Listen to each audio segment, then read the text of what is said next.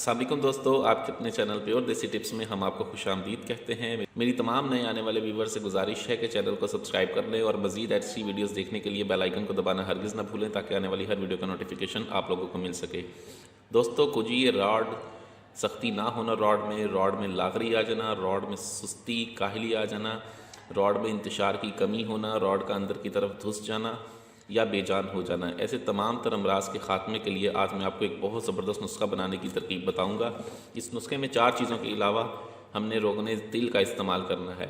इसमें हमारे पास सबसे पहले जो चीज़ है वो है रतन जोत का हमने इसमें इस्तेमाल करना है 2 तोला। उसके बाद हमारे पास हिंग ईरानी है, हिंग ईरानी का हम इसमें इस्तेमाल करेंगे 5 ग्राम।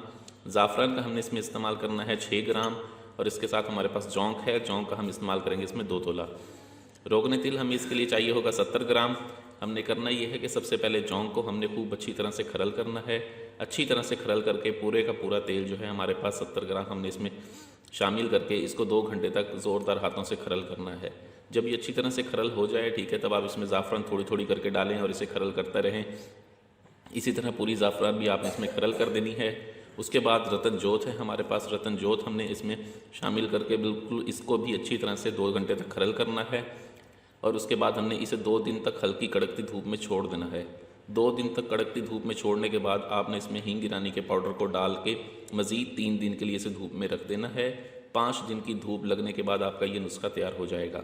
ठीक है, इसको 5 दिन की धूप लगवाने के बाद एक मरतबा फिर खरल में डालें और खूब ज़ोरदार हाथों से 2 घंटे बाद खूब ज़ोरदार हाथों से 2 घंटे तक इसे खरल करें।